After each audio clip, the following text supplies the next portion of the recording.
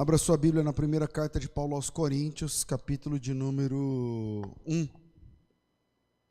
Primeira carta de Paulo aos Coríntios, capítulo de número 1. Eu vou ler na NVI hoje.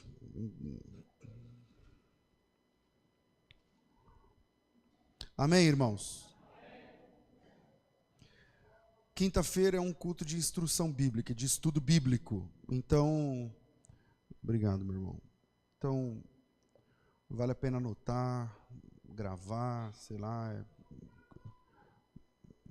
anotar. Às vezes eu estou falando aqui e entra um assunto, você está acompanhando, entra um assunto que eu nem falei, não alcancei no texto. Você vai lá e anota, entende? Para você, assim que a gente cresce. Como eu demorei, mas não muito, mas eu demorei para ter esse hábito. Quando eu estou ouvindo alguém falando de Deus, eu sempre anoto. Então, adquira esse hábito para você.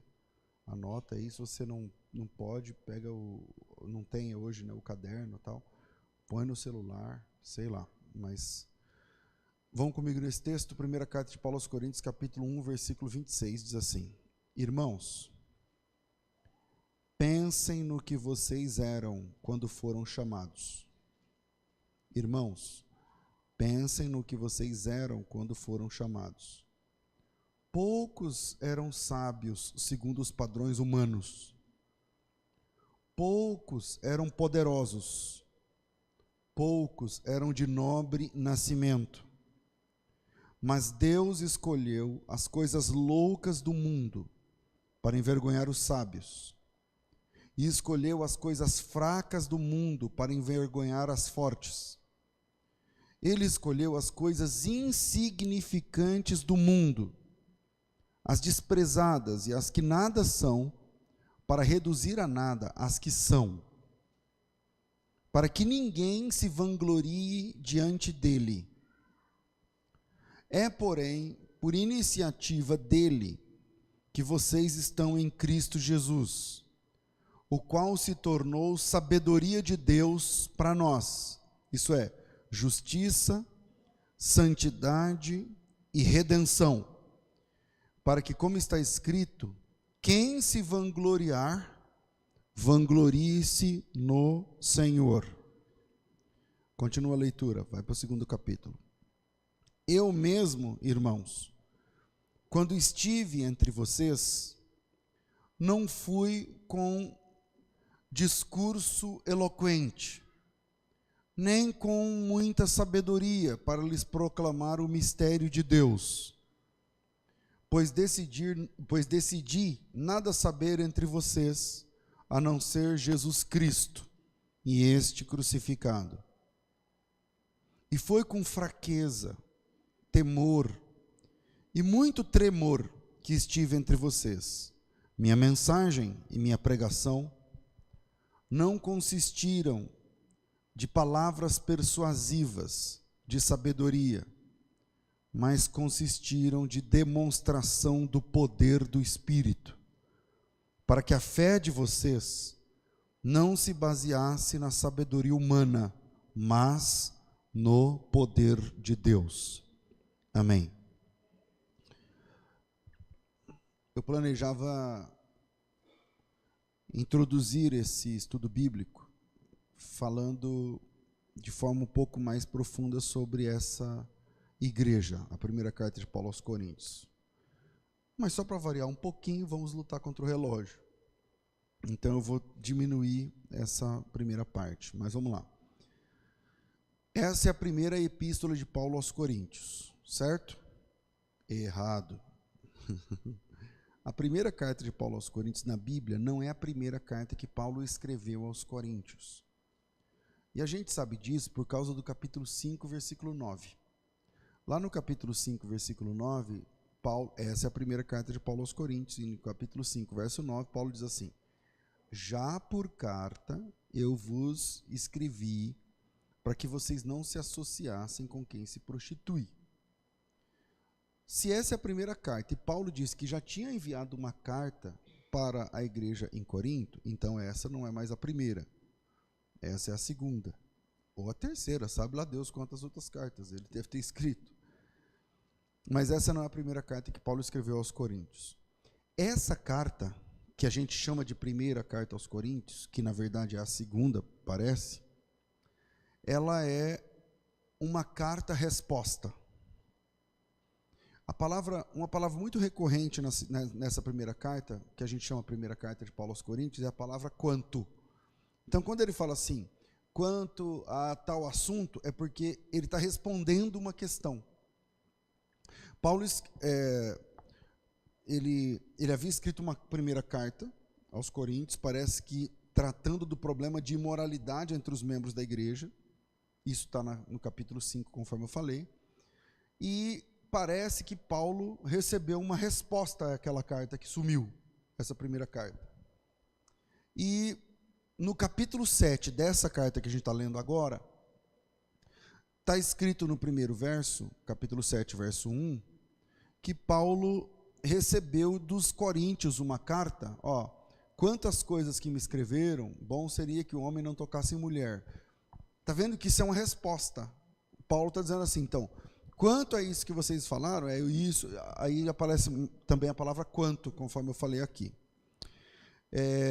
Então, quando você lê a primeira carta de Paulo aos Coríntios, é como se você entrasse numa sala, pensa que você entra numa sala e tem uma pessoa falando ao telefone um assunto muito importante, a pessoa está ao telefone falando, não, porque eu falei, compra tal coisa, ficou tanto, não sei o quê, fala, tá bom. Aí você está ouvindo a conversa, e quando termina, eu falo assim, você ouviu a conversa? Ouvi. Quanto tempo? 15 minutos de conversa, eu ouvi tudo, desde o começo até o fim. Então tá bom, fala aí o que foi falado. Aí a pessoa escreve tudo, só que ela só ouviu uma parte. Porque ela não ouve o que a outra pessoa está falando, entende? Então, a primeira carta de Paulo aos Coríntios é o lado do Paulo ao telefone. Estou me fazendo entender? É como se você estivesse só ouvindo o Paulo falando. Então, aquele assunto, então, eu tratei assim, assim, assim, sobre isso, é assim, assim, assim. Então, essa carta de Paulo aos Coríntios é uma carta-resposta. Essa carta, no capítulo 16, versículo 17, parece que essa carta foi entregue por Estéfanas, Fortunado e Acaico, aí no texto, alegrei pela vinda e tal. E essa carta que Paulo recebeu dos Coríntios foi entregue por esses irmãos. E Paulo escreve essa carta para responder às perguntas dos coríntios, parece que causadas inclusive pela carta que sumiu, aqui está lá no capítulo 5 que eu falei. E nessa carta Paulo fala sobre os planos de visitar os irmãos, está no versículo, capítulo 16, versículo 5 em diante, mas não vem ao caso aqui, vamos acelerar. Parece que Paulo faz isso depois, quando no capítulo 20 dos Atos, ele passa pela Grécia e se hospeda na casa de Gaio, isso aparece em Romanos. E depois de passar, de escrever tudo aquilo, Paulo envia essa carta aos Coríntios com o fim de doutrinar a igreja, ensinar a igreja o que a Bíblia diz. Como é que nasceu a igreja em Corinto? A gente vai falar sobre isso já já, eu queria acelerar aqui, mas eu vou ter que falar um pouco sobre isso. E essa carta tem algumas características especiais. A primeira carta de Paulo aos Coríntios é a carta que mais revela a respeito do caráter da igreja primitiva do que qualquer outra epístola. Porque as epístolas são muito doutrinárias, fala de Jesus, da salvação, beleza, mas do dia a dia da igreja a gente tem pouca coisa. E Paulo aqui nessa carta ele fala o nome das pessoas, as encrencas, o cara que está em pecado, como é que resolve e tal. E é uma das epístolas de caráter mais prático do Novo Testamento. Talvez a mais prática de todas as epístolas. Ela condena, por exemplo, o partidarismo teológico no capítulo 1 e condena o partidarismo social no capítulo 11, quando fala das festas da igreja e tudo mais. Ela inclui a discussão mais extensa da Bíblia a respeito de dons espirituais.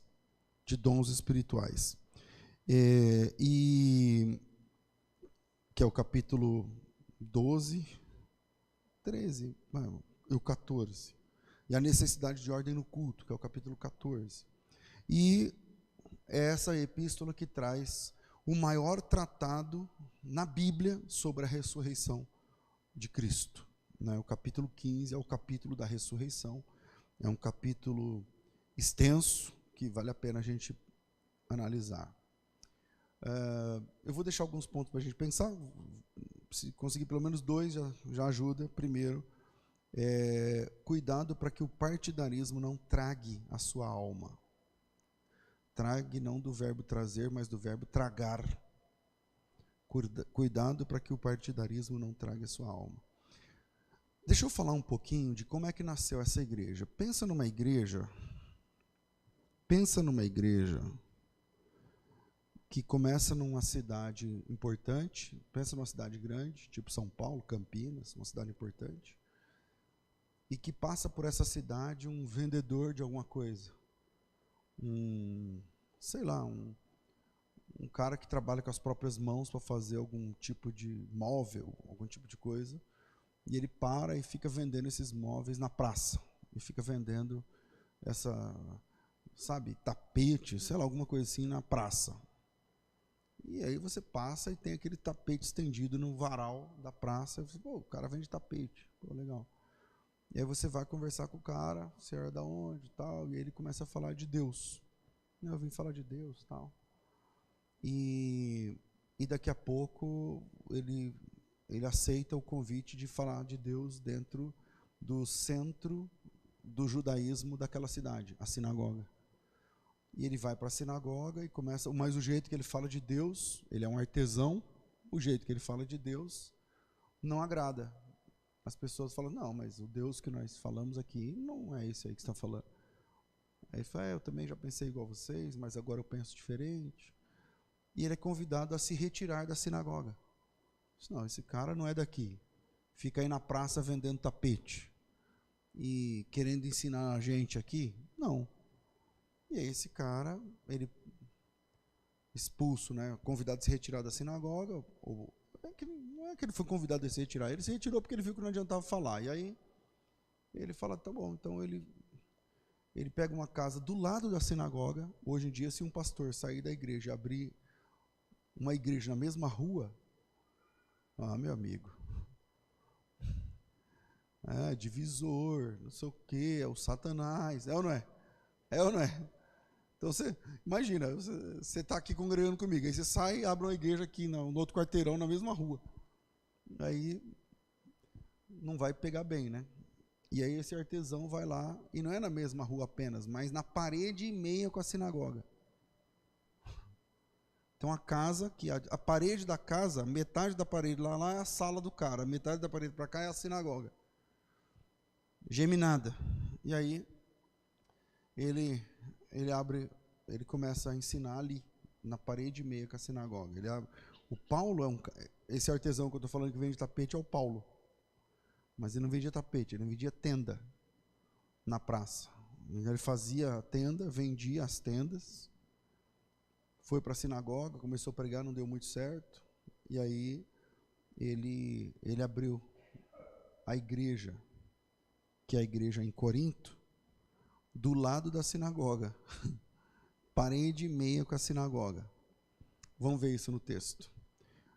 Atos dos Apóstolos, capítulo 18. Depois dessa historinha vai ficar fácil a gente ir mais rápido. Depois disso, deixando Paulo Atenas, partiu para Corinto.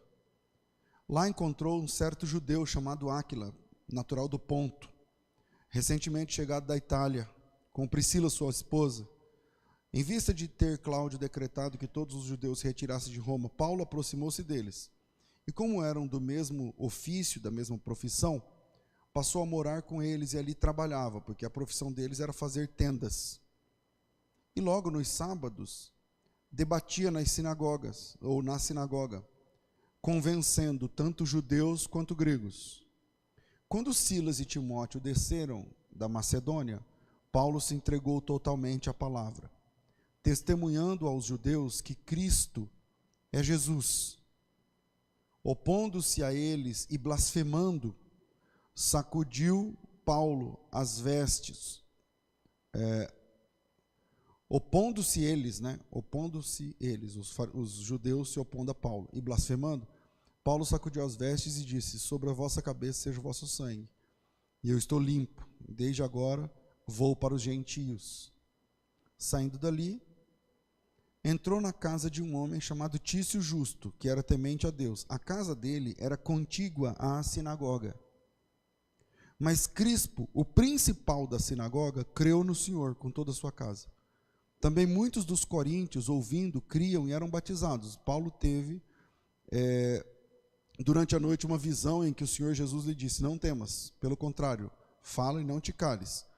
Porquanto eu estou contigo, e ninguém ousará fazer-te mal, porque eu tenho muito povo nessa cidade.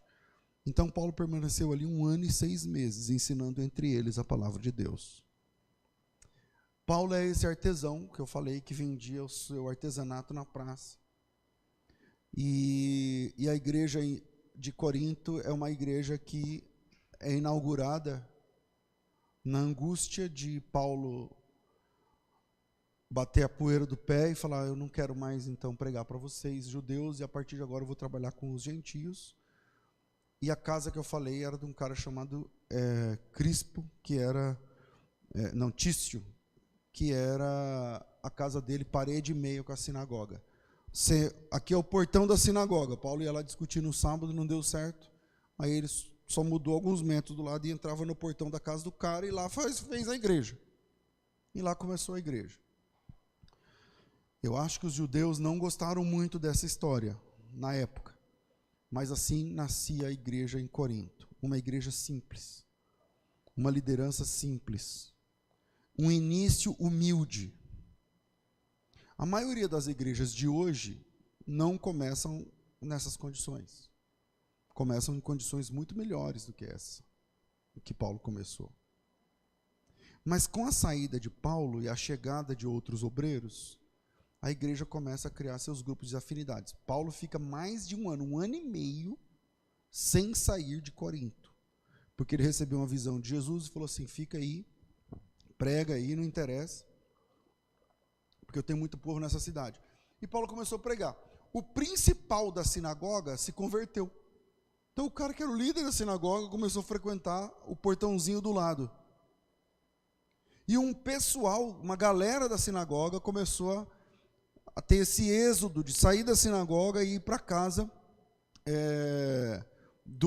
de quem eu falei? Do Tício Justo. E frequentar a igreja. E agora temos uma igreja.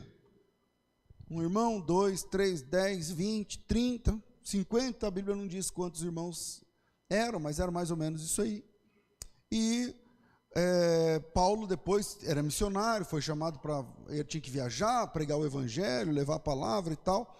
Com a saída de Paulo, começaram a vir outros obreiros, pilotados, obviamente, por Paulo, dirigidos por Paulo. E a igreja começa a criar seus grupos de afinidade. O que eu estou chamando de grupos de afinidade? Quando Paulo, eu gostava da pregação do Paulo, mas quando ele não vem, eu prefiro ouvir fulano. O pastor nosso é o Paulo, mas quando ele está viajando em missão, eu gosto mais de fulano. E aí começa a ter o grupinho do fulano. E daqui a pouco começa o grupo do ciclano, e daqui a pouco começa o grupo do Beltrano. Bom, a primeira carta que Paulo escreveu, como já sabemos, se perdeu. A segunda carta é uma carta-resposta. E nessa carta-resposta, nós não sabemos o que os irmãos perguntaram. A gente só tem as respostas do Paulo. Mas parece que os irmãos haviam perguntado alguma coisa sobre isso. E aí Paulo usa o primeiro capítulo. A gente começou no final do primeiro capítulo. Mas Paulo usa o primeiro capítulo, logo no começo, no verso 10, ele fala assim: irmãos, rogo-vos pelo nosso Senhor Jesus Cristo, que vocês falem uma mesma coisa, que não haja entre vós divisão, mas sejam inteiramente unidos, numa mesma disposição mental, no mesmo parecer, porque eu estou informado, pelos da casa de Cloe, que há contenda entre vocês. Eu me refiro ao fato de cada um dizer: eu sou de Paulo, eu prefiro Apolo, eu sou de Cefas, né? Enfim, eu sou de Cefas, eu sou de Cristo. Acaso Cristo está dividido? Paulo, por acaso, foi crucificado? Porventura vocês foram batizados em nome de Paulo? Tal. E aí, essa carta de Paulo tem como finalidade falar a respeito do partidarismo entre irmãos. E como a gente está sem tempo, vamos lá. Com muito pesar, com tristeza, eu devo dizer que nós vivemos esse tempo agora. Aqui nessa igreja, por exemplo. Aqui. Vocês. Tem esse barulho aí. Esse mesmo problema. Um problema resolvido há quase 2000 anos atrás e que acomete ainda pessoas assim. E eu estou falando isso porque eu também já fui assim, cara. Eu prefiro fulano de tal. Eu prefiro Beltrano. Eu gosto da teologia de fulano. Eu gosto do louvor da Beltrano. Eu gosto quando é fulano. Eu gosto quando não sei o quê. E chega num ponto, eu estou falando da nossa igreja, por exemplo, que o pastor vocês sabem minha vida, eu não sou, meu sonho era ser só pastor. O que você faz na vida? Sou pastor, eu vivo pelas ovelhas e tal. Não é meu caso, eu estou longe disso ainda. Um dia, se Deus me der essa graça, eu vou viver como pastor, né? Então, eu não vivo como pastor, vocês sabem. Então, o meu trabalho, às vezes, eu tenho que viajar e fica longe, e fica alguns dias longe. E aí, os irmãos que já trabalharam como meus segundos, levanta aí quem já foi meu co-pastor. Levanta aí, fica de pé. Não, fica de pé. Esses daí. Vai, Silene, você é minha co-pastora, minha irmã. Pronto. Aqui tem 2 irmãs e 2 irmãos. Obrigado. A gente vai intercalando um preto e um branco, um preto e um branco. Uma mulher, um homem, uma mulher, um homem. Os brancos estão para cá, é isso aí.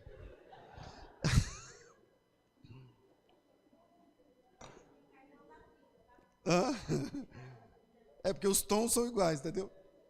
Aí, brincadeiras à parte, esses irmãos já sofreram demais, cara. Porque, tipo assim, culto de quinta, como hoje. Aí, o irmão para o carro aí, percebe, tem um movimento lá, que o pastor não está. O cara vai embora. Só vocês 4 já enfrentaram isso ou não? O cara vai embora.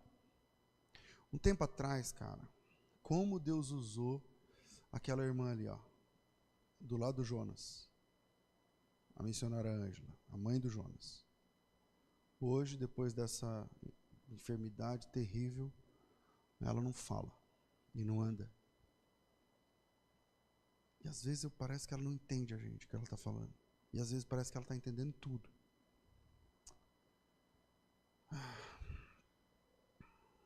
A igreja que vai fazer aniversário de sábado, é ela que abriu. E aí, um dia ela chegou e falou assim: pastor, vamos fazer um culto de missões, mano. Culto de missões, não sei o que e tal. Eu falei: vamos, meu irmão, vamos embora. Ela falou: mas aí tinha que ser numa quinta. Eu falei: na quinta? Na quinta, o único culto que eu prego de ensino. Não, mas aí na quinta, que os irmãos já vêm na quinta, não sei o quê. Ela tomou uma quinta-feira de mim. Falou: vamos fazer acho que é de 2 em 2 meses. Não era todo mês. Acho que era de 2 em 2 meses, né, Ângela? Não sei se ela está me entendendo. 2 em 2 meses. Aí, beleza. Aí, o primeiro culto que ela fez umas flores de papel grandão, assim, ó.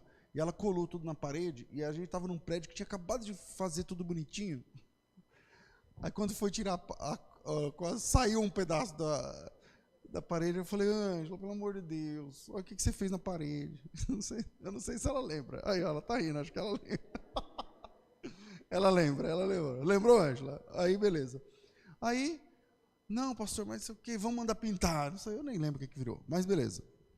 Aí, fazia culto de missões, uma vez a cada 2 meses. Como esse negócio? Uma vez a cada 2 meses, é uma cadência que as pessoas não... você não... Chegava no dia do culto, aí eu aproveitava, trabalhava, não vinha no culto, outra pessoa ia pregar e tal. Aí, chegava no culto, os irmãos engatando a marcha ré. Não, culto de missões, sai fora. E ia embora. Você está entendendo? Então, a gente vive isso hoje. Mas eu não estou falando só... Se fosse só aqui, ou só isso, Era uma coisa muito fácil de resolver. A gente vive isso nas nossas teologias. Então, o crente que entende que não tem que gritar, se um cara fala mais alto, ele não serve. O cara não serve, porque ele fala mais alto. Se um cara entende que tem que ter paletó e gravata, o cara que está sem paletó e gravata, ele é um desgramado, ele não serve. Como assim ele está sem paletó e gravata? Então, a pessoa que entende que tem que pregar gritando e o fogo, e com o microfone assim, você já viu isso aí? Tem. Aí a pessoa entende que tem que ser assim. Então, um cara que abre a Bíblia e dá um estudo bíblico, não serve. Ele não tem Deus, ele não serve. Então, com pesar na minha alma, eu devo dizer que a gente vive essa época agora. A gente vive isso agora. Quem gosta do estilo X, não se adequa com o estilo Y. Não concorda com outra pessoa, não aceita. E o pior não é isso, desconstrói a pessoa. Só que só existe um céu. É um céu para todo mundo. Não tem um céu de Assembleia de Deus, e um de genuíno, e um de quadrangular, e uma de bola de neve, e uma de não sei o quê, e uma de Deus e amor, e uma de... Não, cara, só tem um céu só. Aí você vai na Deus e amor e vê o irmão olhando com a Bíblia no ouvido, igual o Davi Miranda. Senhor, não sei o quê. Aí você fala, nossa, para que aquilo? Então, levando em conta que todo mundo é salvo, todo filho de Deus, então lá no céu está esse cara. E aí? Não, para mim... Para pregar tem que ser isso aqui. Então, lá no céu tem o cara que vai estar completamente diferente disso que você está falando. E aí? Você chega lá e fala, escuta, tem um céu VIP, tem um... Porque tem... Você está entendendo? Então, fuja das divisões da igreja. Fuja disso. O reino de Deus é maior do que tudo isso que a gente está falando. Tem irmão que prega sem paletó e é bênção. Tem irmão que prega de paletó e é bênção. Tem irmão que grita e é bênção. Tem irmão que fala metade em língua, metade em português e é bênção. Tem irmão que nunca falou em línguas e é bênção. Tem irmão que canta, que grita, não sei o que, é bênção. Tem irmão que canta baixinho, mas é bênção. Por que a gente tem que criar sei lá, a gente vai catalogar para a gente entender e definir, a gente julgar e falar assim, esse serve e esse não serve. Quem é que nos transformou em juiz dos outros irmãos? Então fuja das panelas. Isso acontece na teologia. Ah, fulano é amilenista, então não serve. Ah, Beltrano, ele não é tricotomista, ele é dicotomista, ah, então não serve. Ah, fulano não é aliancista, ele é dispensacionalista, ah, então ele não serve. Ah, fulano é pré-tribulacionista, então ele não serve. Beltrano é calvinista, então ele não serve. Fulano é não sei o quê, então... Hoje a gente vive isso. E o reino de Deus não está restrito à sua teologia. O reino de Deus não está restrito à sua visão de nada. A obra de Deus não presta continência à sua visão escatológica. O reino de Cristo não pertence ao clubinho teológico do qual você faz parte. O reino de Deus é muito além. A obra de Cristo é muito além de tudo isso que a gente está falando agora. De tudo isso que a gente está falando agora. Por conta da mídia, das coisas. Eu pouco falo da igreja, né? Na verdade, tem que até falar de vez em mais, né? De vez em quando. Mas volta e meia as pessoas acham, o pastor, eu vou lá conhecer o pastor lá do debate. Eu vou lá conhecer o pastor lá que faz tal coisa e tal. E aí, volta e meia, veio uma turma aqui da CCB. Aí eu falei, terminou o culto, né? Me falaram antes no Instagram. Falei, vocês que vieram, pô, que legal, tal. Aí o irmão ali meio durão assim.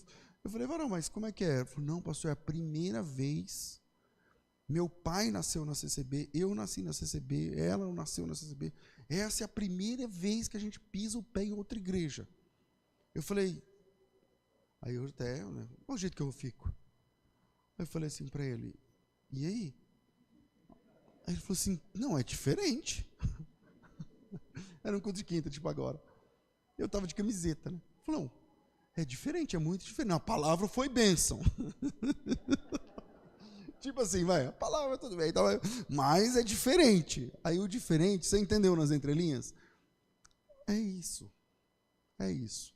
Segundo, o que é poder de Deus? O poder de Deus não está vinculado ao que o homem de Deus faz. E isso é importante. Se a gente trabalhar bem esse ponto, tá bom. O poder de Deus não está vinculado ao que os homens de Deus fazem. Quando a gente ouve falar sobre o poder de Deus, o que a gente pensa? O poder de Deus é dons. Então, um cara que prega baixo e não fala em línguas, não tem poder de Deus. Porque o poder de Deus é fazer aquele barulho que eu fiz agora no microfone. O poder de Deus é o cara que prega quase perdendo o fôlego. Porque, eu não sei como é que é aquela respiração que eles fazem lá, que no meio, sabe, entrecortado. Não, o poder de Deus é línguas, tem que falar em línguas. Falar em línguas estranhas, aí é o poder de Deus. Não, tem que ter, sei lá, curas. Tem que ter profecias, tem que ter, sabe, os dons, as orações, mas a oração daquela profissional mesmo, aquela oração tal no monte e tudo mais, manifestações estéticas, né? Pular e chorar e gritar e rodar, não sei o que lá, isso é o poder de Deus. Bom, eu sei que muita gente pensa assim. Agora veja o que o apóstolo Paulo, como ele trata essa questão diante da igreja em Corinto. Ele fala assim, capítulo 2, irmãos, capítulo 2, versículo 1, irmãos, eu mesmo, quando estive entre vocês, eu não fui com um discurso eloquente,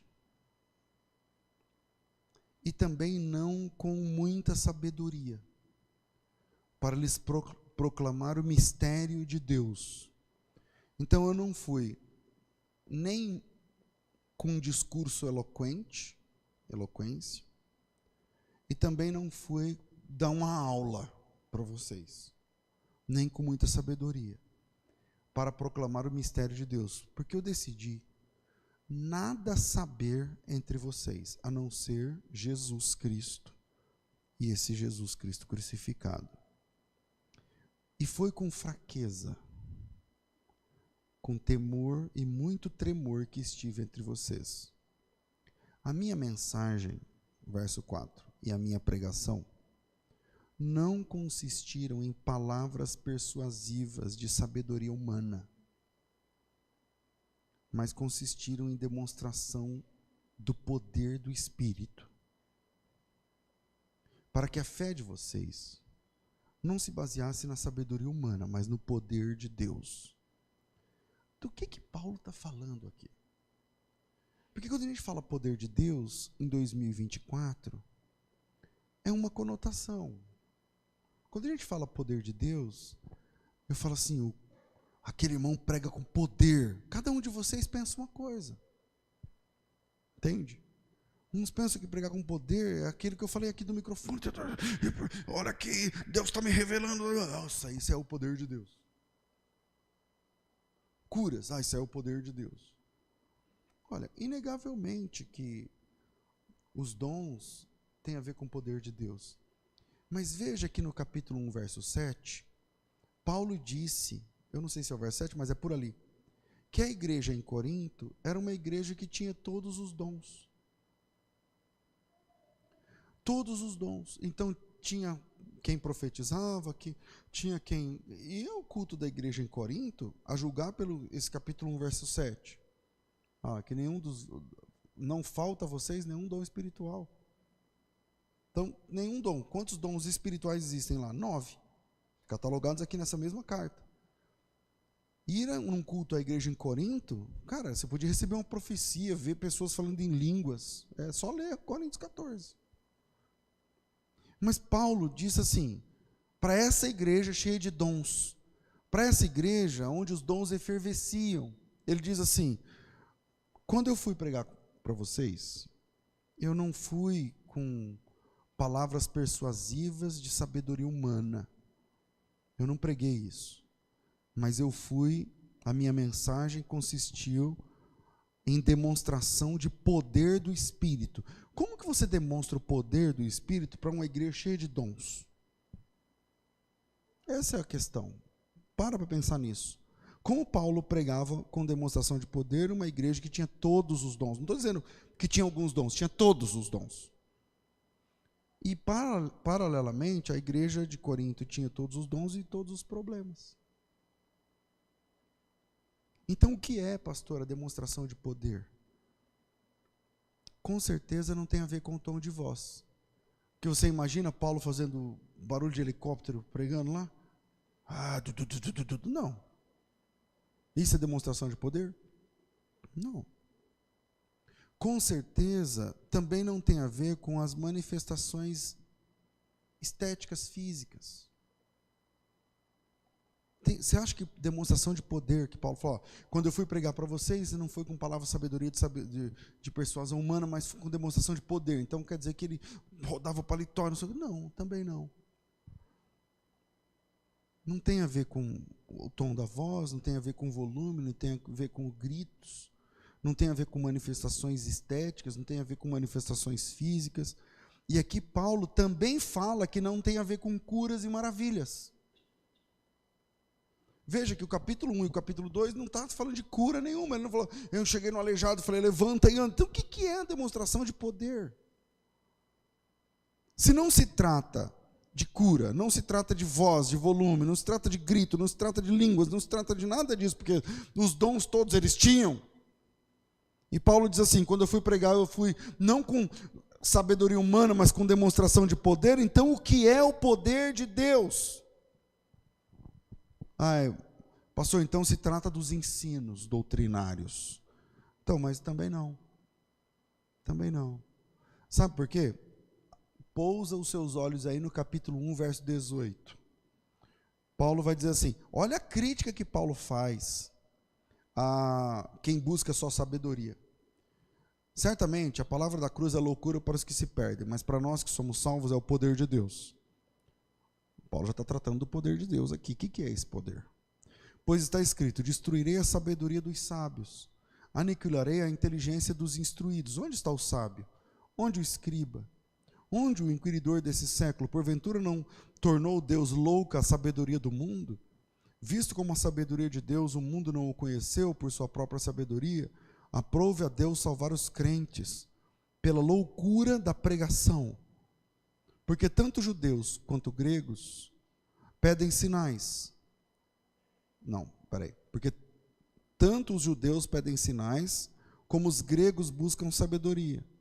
Mas nós pregamos a Cristo crucificado, escândalo para os judeus, loucura para os gentios, mas para os que foram chamados, tanto judeus como gentios, pregamos a Cristo, poder de Deus e sabedoria de Deus.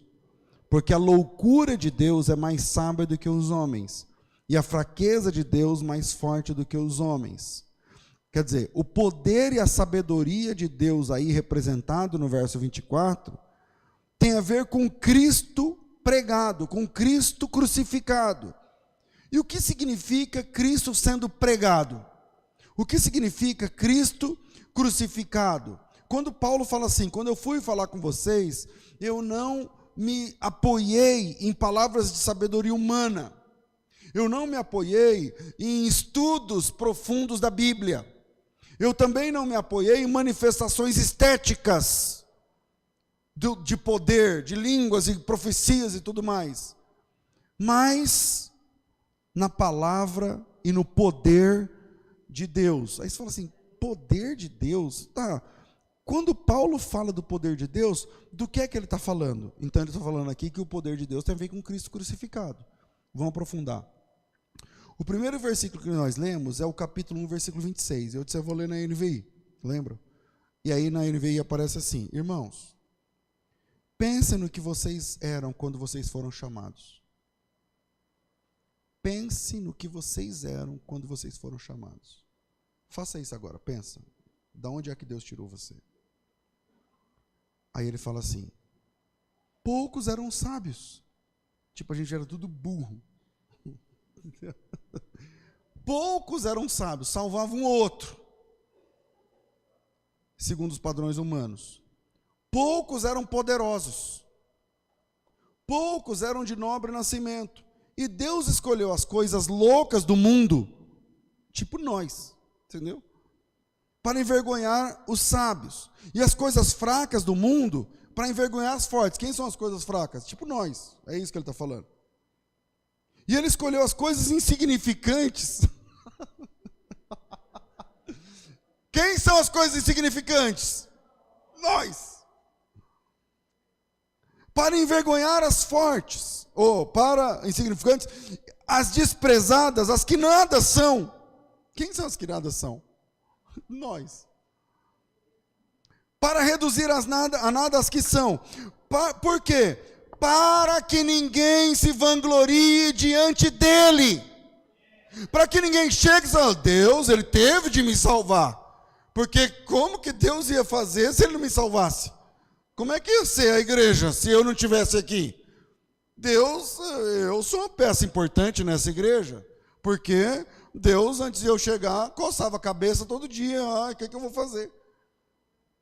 Ele disse assim, não, Deus não trabalha com esses. Deus trabalha com os pequenos, insignificantes, os que nada são. Por quê? Para que ninguém se vanglorie diante dele. É, porém, por iniciativa dele, que vocês estão em Cristo Jesus, o qual se tornou sabedoria de Deus para nós, isso é, justiça, santidade e redenção, para que, como está escrito, quem se gloriar, glorie-se no Senhor. Então, o que é o poder de Deus? Quando Paulo fala assim, irmãos, quando eu fui ter convosco, a minha pregação não se apoiou em palavras persuasivas de sabedoria humana, mas em demonstração de poder de Deus. Na leitura do texto ele vai falar que o poder de Deus tem a ver com Cristo crucificado.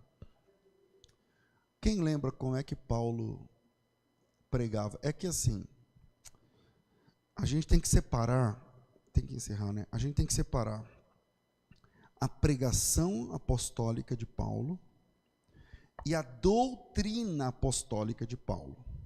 Quando você abre uma epístola, e de Paulo tem entre 13 e 14, porque tem uma discussão boa se Hebreus foi escrito por Paulo, tá? Que não é o caso aqui, mas é metade do Novo Testamento, você está diante da doutrina apostólica.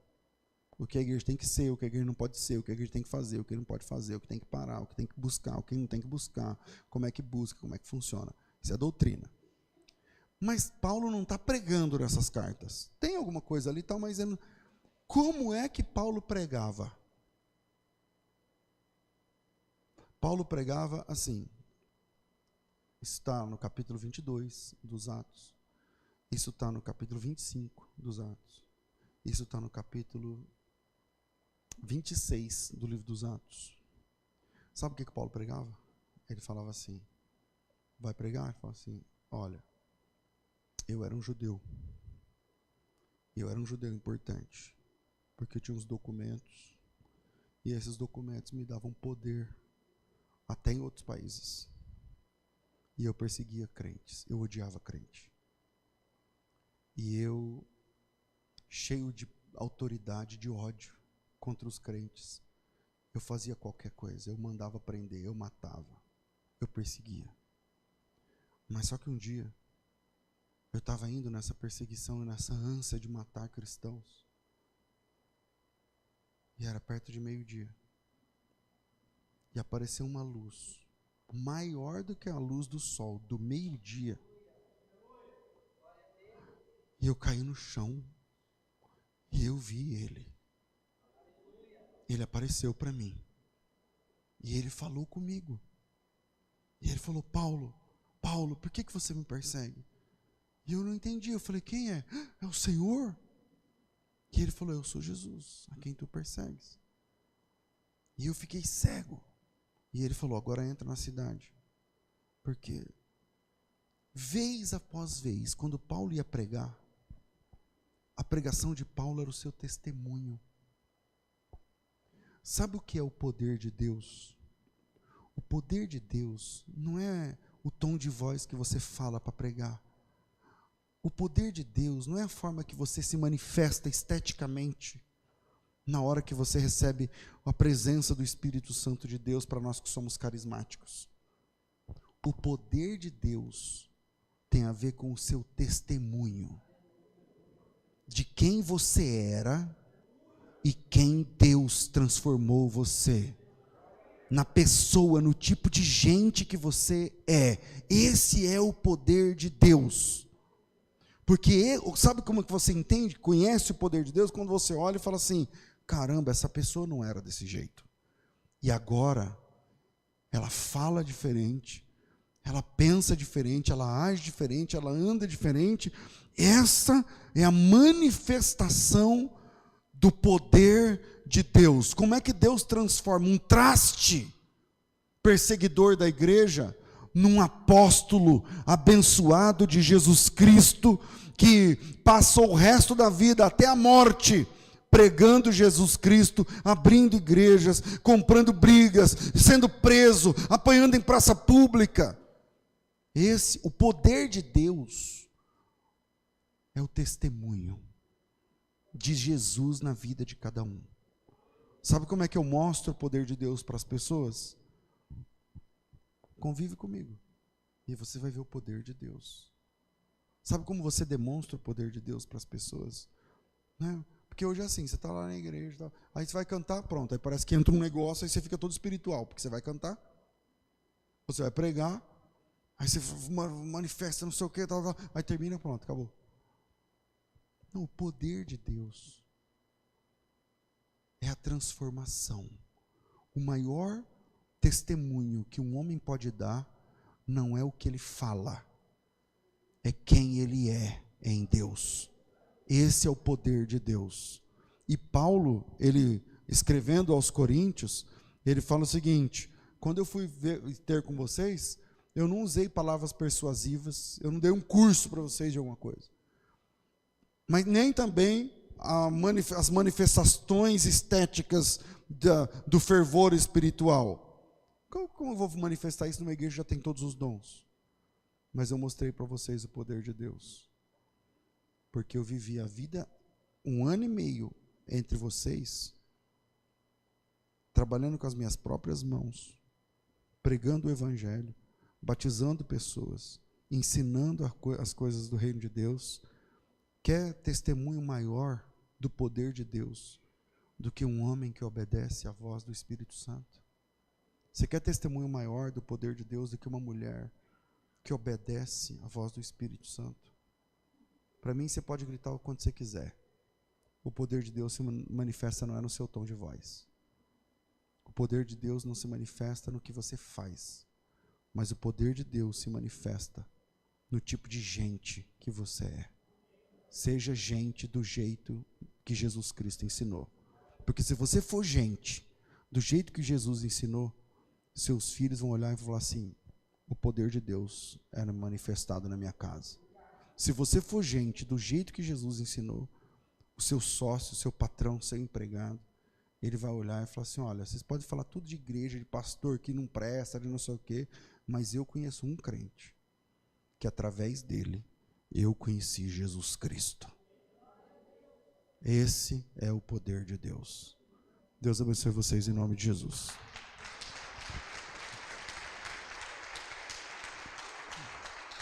Por favor, vamos ficar de pé, meus amados irmãos. Curva a sua cabeça. Chegou o momento da gente orar e de nós investirmos na obra de Cristo. Pai, nós te louvamos em nome de Jesus. Obrigado por essa palavra e por essa direção, por esse ensino, esse estudo. Que o teu nome continue sendo glorificado na nossa vida e que possamos pensar um pouco mais sobre o que é o poder de Deus na nossa vida. O que é o poder do Espírito Santo manifesto em nós, através de nós. Esse texto começa com um convite para analisarmos de onde nós saímos e como nós estamos agora diante do Senhor. E o que as pessoas enxergam na gente quando olham para a gente. Em nome de Jesus, nos ensina a sermos crentes de verdade.